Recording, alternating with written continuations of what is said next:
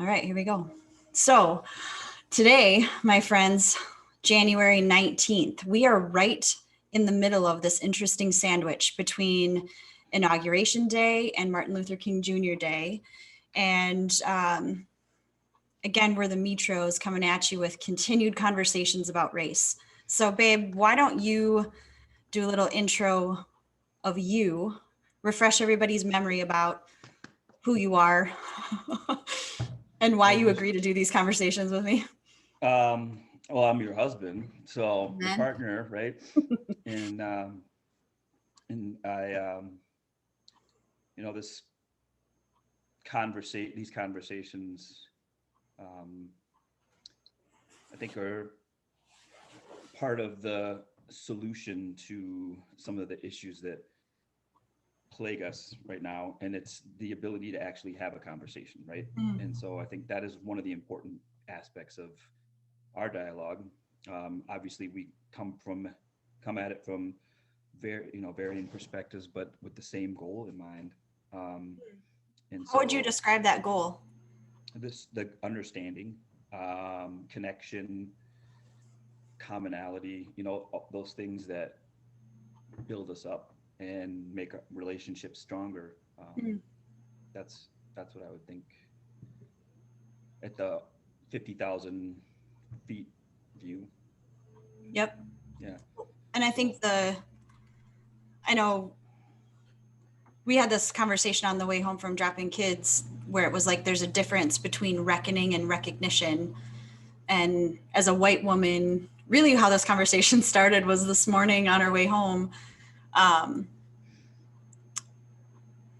I told Mike that I was struggling with this like performative thing on Instagram and Facebook yesterday with MLK quotes and pictures and posts and all of this stuff. And like, I don't want to be performative and I don't want to be quiet.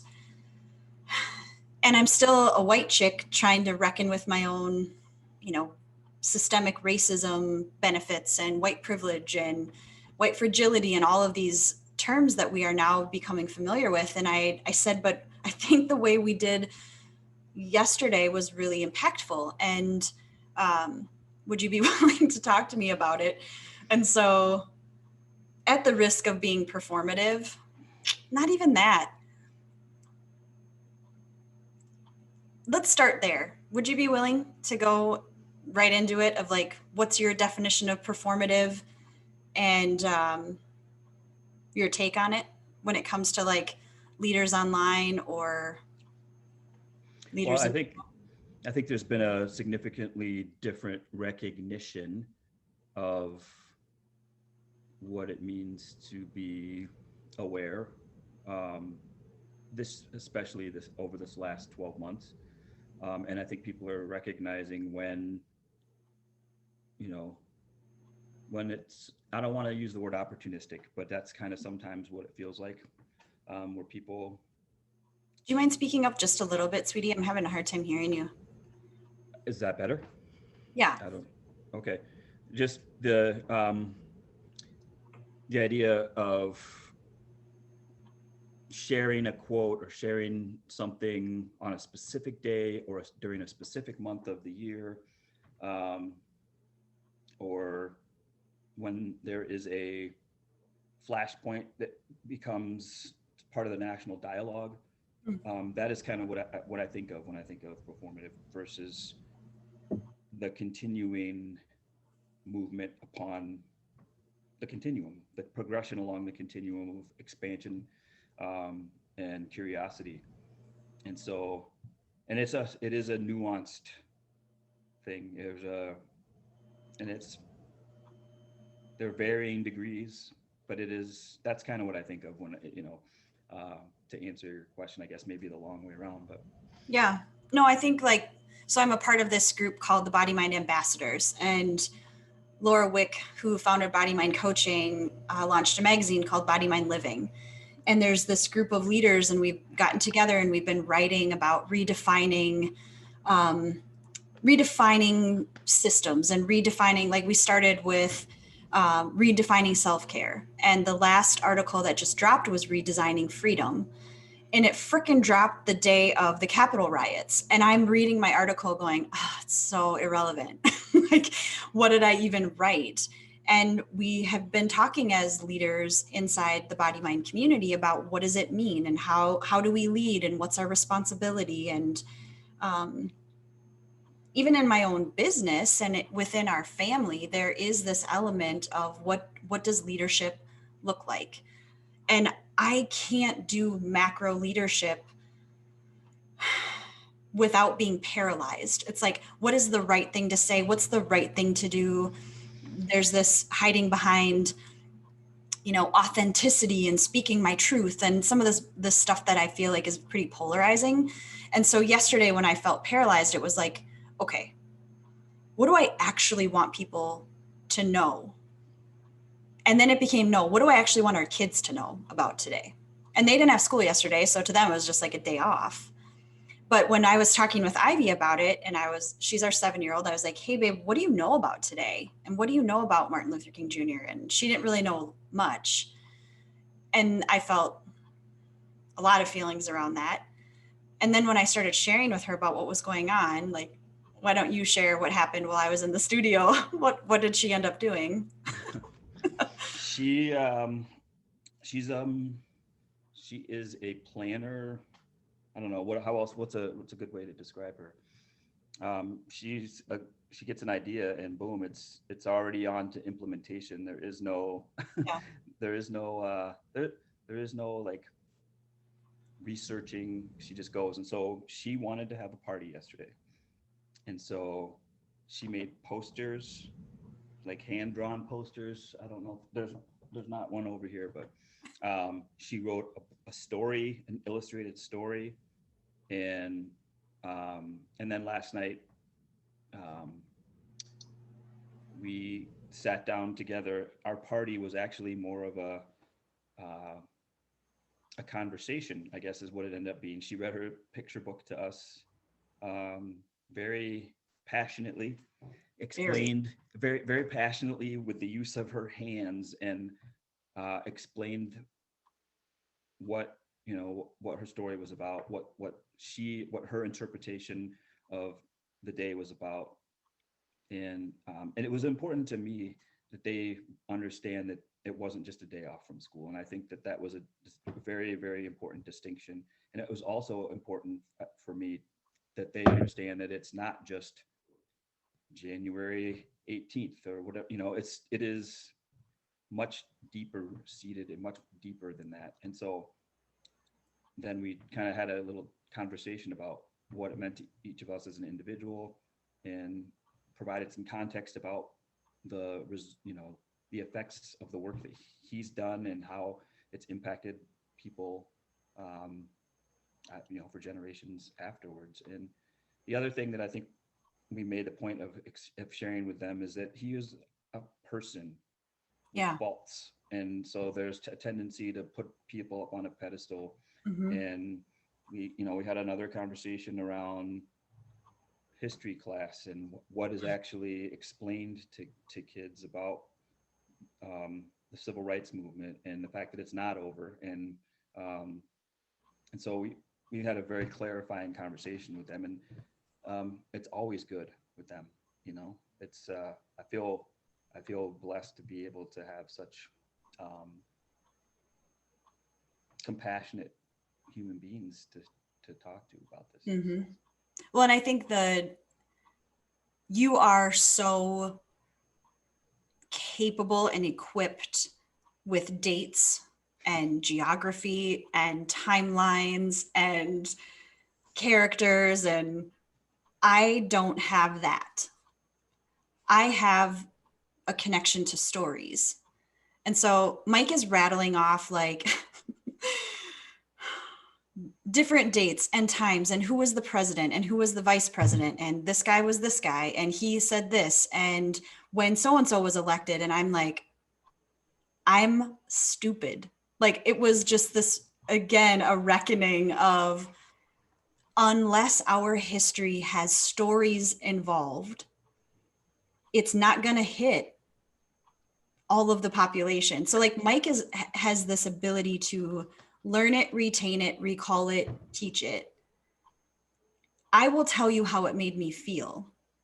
So Mike and I went, God, how long ago was this? We didn't have kids. I think we were married when we went to Gettysburg. Mm-hmm. And Mike and his dad are like plotting and like who then this, battalion came from here and they came from here. And I am like weeping on a hill because all I can think about is these are someone's children, young, like 15-year-old kids murdered by each other here. Like I could not get over the emotion of it. And so even talking to the kids last night, and we're talking about the one drop rule. And like, will you give your historical? It was the a way to ensure the continuation of the enslavement. And so if you had one drop of basically one drop of African blood, you could potentially be considered a slave. And um, and so we shared with them that if this was, 160 years ago, they probably would have been slaves, even though they don't look like they're black. And we had that conversation also about the variation in skin tone, um, and the idea that you are more than your appearance, and you are more than you know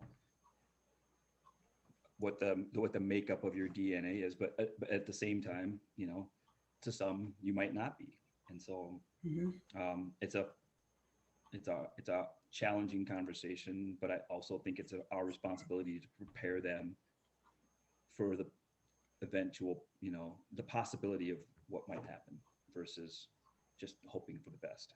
So What do you mean the possibility of what might happen versus hoping for the best? having a conversation with someone who might assume that they're white and say something inappropriate, or having someone ask them what they are, those kinds of things, because they it happens. Right. And then what do you do? What you're at a turning point, or a decision has to be made. Then at that point, do you say something or don't you say something? Where do your values take you, right? Right. So Well, and I think that some of these conversations, like even saying that out loud, that anybody in my family could have been enslaved had we just been born in a different time period. Like there's a humanity factor and like you and I would die for them right now. Like there's such and our love is no different than any of those people who were enslaved, than their love that they had for their kids. And there is this at least for me, there's a compartmentalization on some level that has to happen in order to feel like I can function, because that level of pain and that level of brutality still exists right now, today. mm-hmm. And that is the hard truths to share with them. That I mean, I was in that small white town where the civil rights movement was a point in history, and now we don't have any issues. Like it's the civil rights movement was the thing, and now we're all equal, and we're all equal, even though everybody knew, everybody knows we're not. But there was this I was specifically watching Noah when we were talking about that, because I watched him go from, this is going to be a little messy, but like feeling pretty safe in white skin to a recognition of like, what if I am not, or what if I wasn't? And I watched his face, because it was like, I watched him feel safe and then not safe. And there was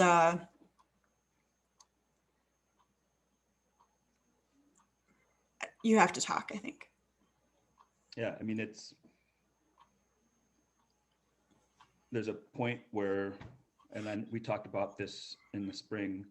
Um, I think as we were watching the George Floyd memorial, where it is important to inform, and and sheltering is no longer doing them, it's doing them a disservice Right. basically. And it's potentially sending them out into the world unprepared. And Right. so as much as it is painful to break that barrier, it's also necessary that there's an awareness, um, that the world isn't always a safe place.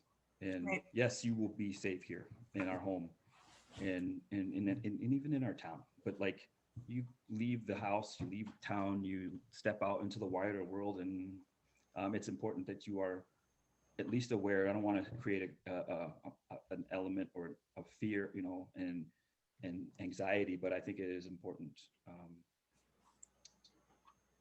to share what the world is actually like on some And I level. think that there's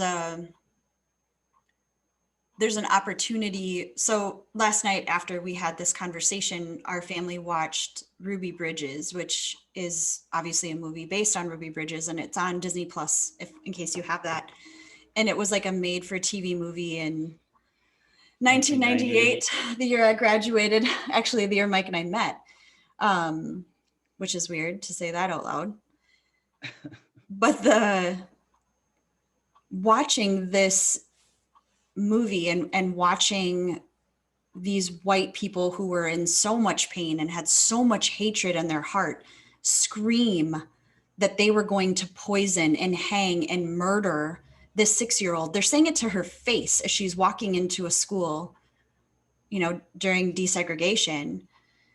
I only was thinking of Ivy every time she would get out with those marshals and walk up those steps. And Mike and I were both like, oh, hell no, I'd be in jail. I'd be dead. I would, no. Anybody spoke to Ivy that way, anyone spoke. I'm thinking of Theo as a 6 year old. I'm thinking of Noah and his giant face, like his sweet, as a 6 year old. I think of and Ivy and I talked about it at bedtime last night. Mama, why did they hate her? What did she do? And that conversation of, honey, she didn't do anything other than be one of the bravest 6 year olds that I've ever seen in my life. What she did was then take that experience of her young life and create a foundation later in her adult life to help heal the disease of racism. Ruby Bridges talks about racism being an adult disease that we must not pass on to our children. And I was like, first of all, I don't know that I could have been a 6 year old taking on that type of vitriol. Second, I don't know that I could be a parent Mm. that I couldn't decide if they were crazy or brave or somewhere in the, like, there was so much, or the teacher or the marshals. There were so many people, and all I could think of was that shit is still happening in a different way. Maybe it's not happening to our kids on their way into Montessori, but look at what's happening in our political system and yelling at one another. Look at what's happening online and how we're mistreating each other. That is still happening. Mm-hmm. Yep. And there's, at this, at that level, there is no there is no place to meet. If you are that fired up, you can't have a conversation with anyone. Right. And so, Especially yourself. Like, yep. you can't look at yourself when you're there. And it is very apparent in our current climate that there has to be some sort of a self-examination about you know, your response, as in a generalized term, your response to the other. And that is the hard part, is because of the dehumanization Yeah. of the especially the internet. Like, people will say whatever comes up, online. And we're not, and I think in the last couple of weeks, we've seen that spill over to, in a really profound way, the public the public discourse, like in person, culminating, I believe in that, the storming of the Capitol building, the language, the repetition, you know, you could hear it, the words transfer from the keyboard to the vocal cords come, Right. you know, um, and that's maybe, I mean, I think there's a place in my heart that I believe that had to happen in order for us to get to a point where we said it's enough now. Now we need to figure out a dialogue. We need to figure out how to bring people to the table who can have a conversation and then go back and, like, I don't know, turn the temperature down so that the pot stops boiling over, and we can have pasta that's not burnt, you know? Uh, it, I feel like there's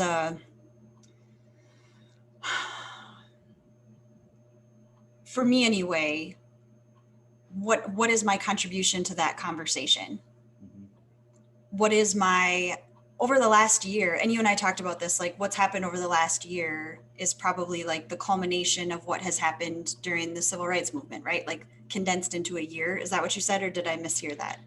That's kind of, I said, I didn't live through the 60s, but I imagine that 10-year span between, you know, JFK and MLK, it was tumultuous. And not to say that anything before that wasn't and anything after that wasn't, but I think the sheer number of, assassinations and the riots in Chicago and Detroit, and, like, it was an intense 10-year period for the Right. country. And I feel like, I would imagine that a lot of people feel the same way, that this last 12 months has kind of felt like 50 years, Yeah.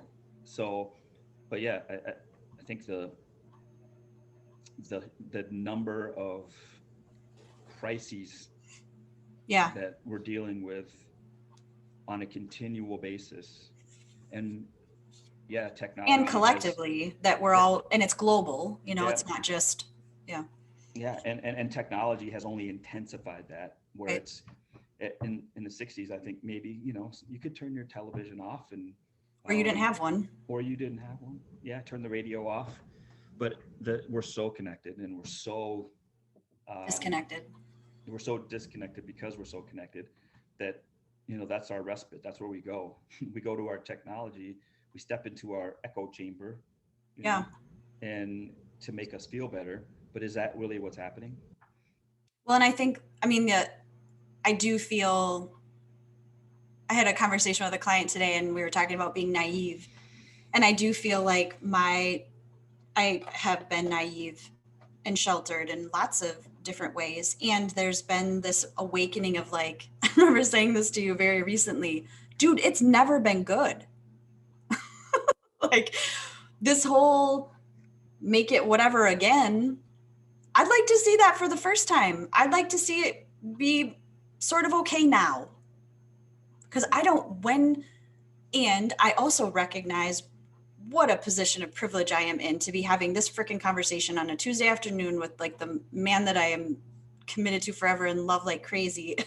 And I have, it's so dumb at the same time, but it's like, it's never been good.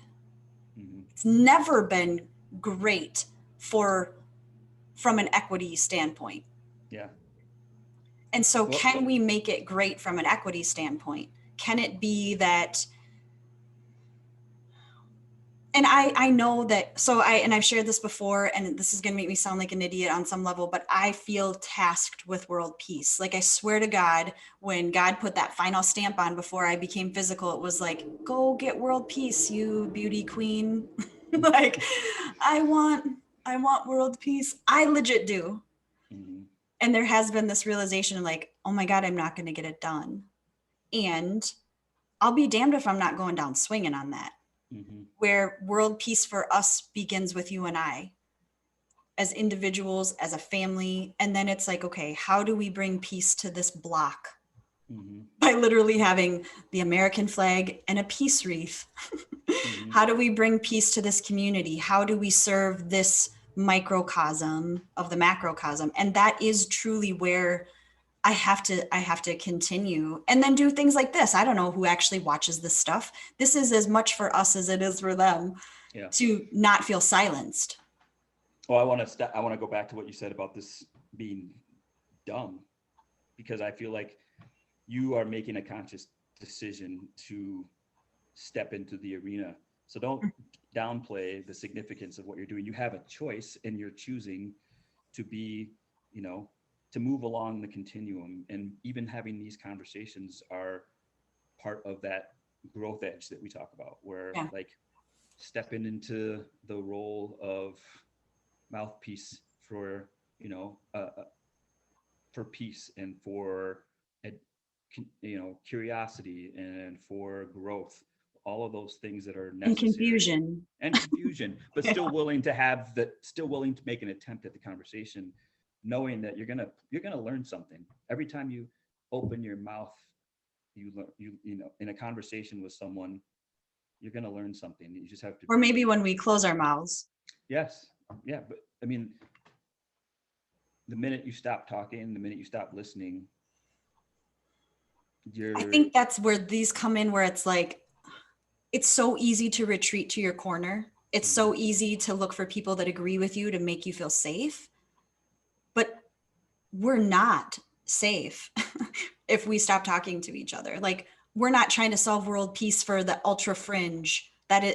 This really is about, like, hey, you feel kind of weird about talking about race with your kids. I totally get that. Hey, you feel weird about asking this question about whatever. Hey, you feel like a white savior. Hey, you feel like, you're a black dude in a white community and you don't know where to, like, we want this to be that space. mhm. Yeah, and that is those far-reaching. No, not far-reaching. It's that ripple effect that we, you know, Mm. it's our conversation might spark a conversation between two other people, uh, and that might spark another conversation between another group of people, and that is the impact of being willing to start the conversation or to have the conversation.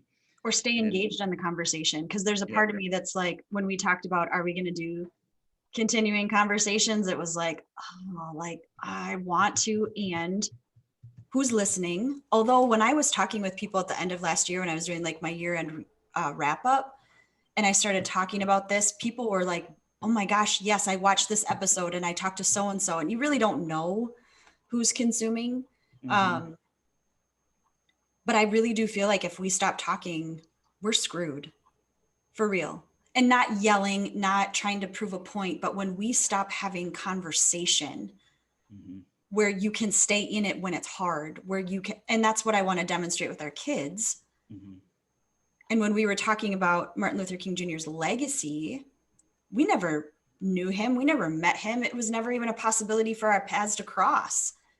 And our relationship has benefited from his commitment to staying in the conversation. Yep. And Ruby Bridges going to school. And I mean, all of these people who stayed in conversation and they don't even know we exist, but we benefit from them. We Mm-hmm. have received a gift of us having, like, the Loving family. We've received a gift from them for us to be even married. Mm-hmm. I just wanted to marry you because I couldn't think about anything else. Like, I just wanted to love you and marry you. Was never going to be a political thing or a racial thing or anything. Let's get married. Okay. let's Done. let's celebrate being married then. All right. What were your takeaways after the Ruby Bridges movie, especially on the eve of Kamala Harris being the first vice president? Well, I mean, you definitely talked about that downline effect of the decisions that you make in your present, and her Ruby's parents' decision to be willing to be the first in New Orleans. Um,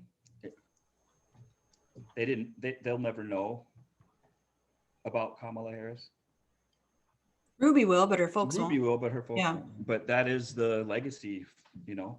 Um, and my takeaway is like goes back to leading by example. And so I want our children to see us having these conversations, not just Mm. between ourselves, but you know, in a broader sense. Um, Hoping that you know they will absorb some of that desire to you know be a step into a leadership role in their own life, in their own adulthood, and take on conversations of whatever the topic is at the time that needs addressing.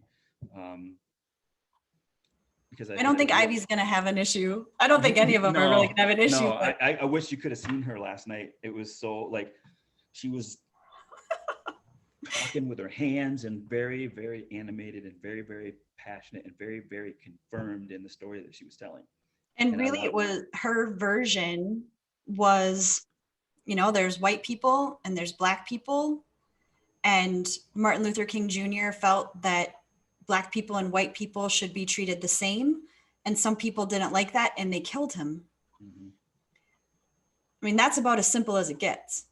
mm-hmm, And she was, when I was talking with her about it in the morning, um, and then hearing it back at the end of the day, I literally came in from the studio and there's posters all over our house, like everywhere. And one was of him giving his I Have a Dream speech. One of him was actually, he had been killed by someone. One, he was in his grave. And I was like, oh boy, we done did it. Like, holy cow. She heard it. And the final page of her book was "The rain is falling gently on his grave." And I was like, okay. Like, she heard it, thought it, wrote it, colored it, spoke it. And really, for her being this, I mean, she's exquisite. She's exquisite. This gorgeous mix of love between black and white. She only really experiences herself as just being Ivy. Like, she's not really thinking about the fact that she's she's not just Ivy, she's Ivy. So let's be real, all right? And she knows amen. it. She She does know knows it. it. Mm-hmm. Yeah. I think her question last night of why did they hate Ruby, Mm-hmm. and her follow-up question of what did she do? Mm-hmm. Because it doesn't make sense that someone would be treated that way if they hadn't done anything. Mm-hmm. And I'm grateful that we watched that movie. I think it would be interesting to watch that at different seasons of life for them. Mm-hmm. But I guess, like, as we're kind of wrapping here, and as that guy's driving super fast by our house, if you were going to offer advice to white people, Oh boy. Oh boy. I know Okay. you don't know this is where I'm going with this, but if you were going to offer advice to white people about how to approach conversations about race with their families, let's say a white family is watching this, because we have a lot of white friends, and a white family is watching this, where would you want, what advice would you give them? Where would they start? What do you, I don't even, this is a super messy question, but what are you hearing, and what advice would you give? I would challenge them to um, explore what they think they know versus what is reality.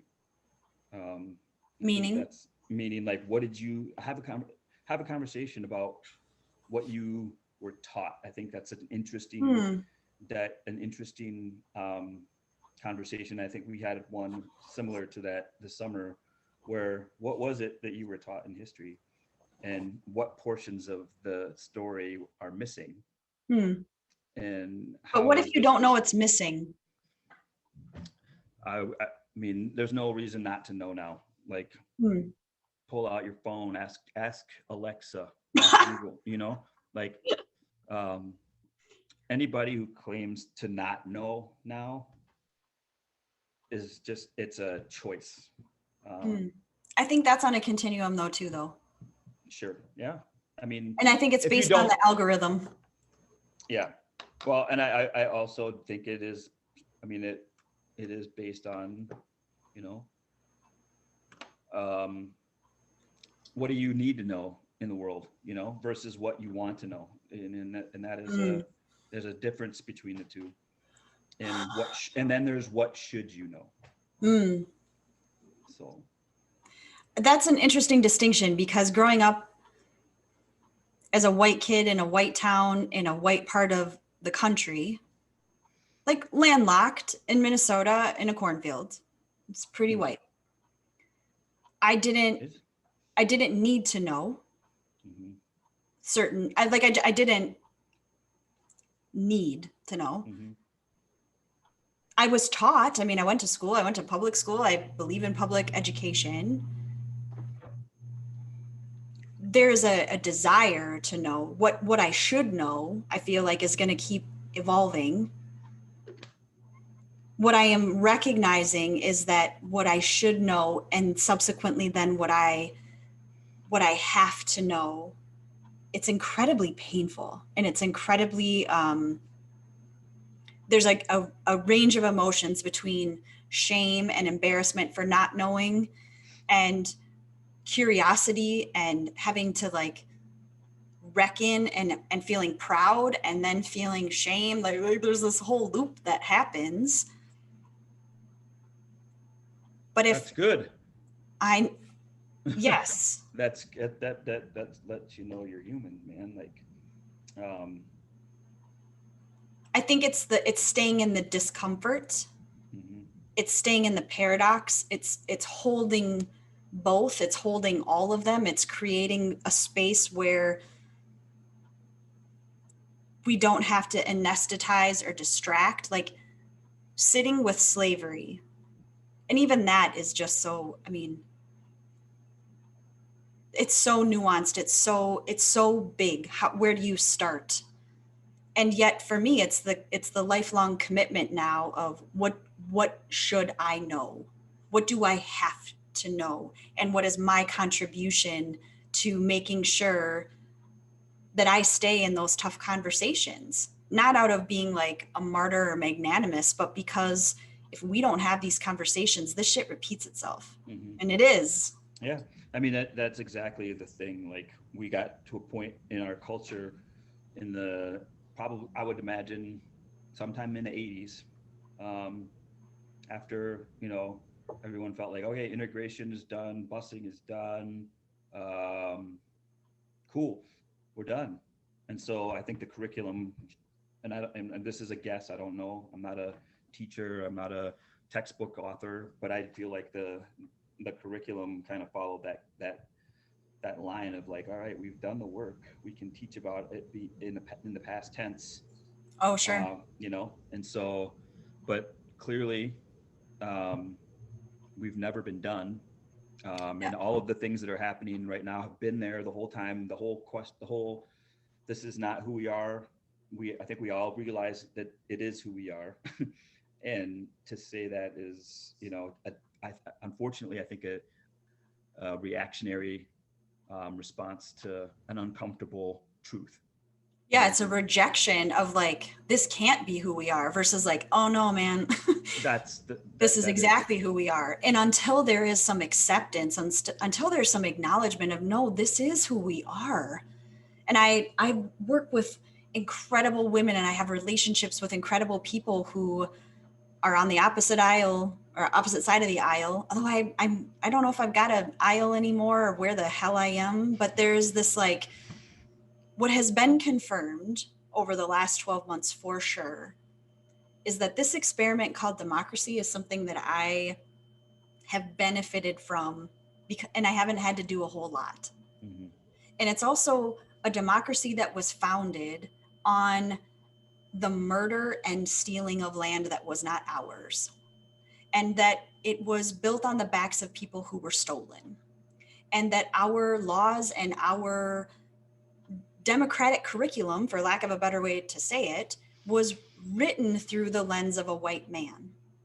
And until that becomes our story, we can't heal it. And I don't even know if you can heal it. I I think don't there's a, know I if don't you can. necessarily think that heal is the thing. It's acknowledgement, and Mm, then and then um, how do we move forward from that acknowledgement? Like we have to get to the acknowledgement piece first, and that's a whole nother conversation. That's a whole nother um, lifetime of work. But then once you get to an acknowledgement as a general consensus, like, yeah, we did some pretty horrible shit, but and I'm not talking about just white people. I'm just saying in general, as a species, yeah. human beings have done some horrible shit. If you look, I mean, I'm talking to climate change. I'm talking about deforestation and you know endangered species and Mass um, production and yeah, we've got work to do. And but the first step in the process is acknowledgement, and the longer you deny it, the worse it gets. And so we've seen what happens when denial comes in at like light speed, and everything's fine, everything's great. We're going to step out of the Paris Climate Agreement. We're going to we're going to roll back cultural sensitivity and cultural diversity training because it's radicalization, all of these things that none of this needs to be addressed because I'm fine, right? And mm, then so you should be too. But that's unfortunately not how it works. right. And I think the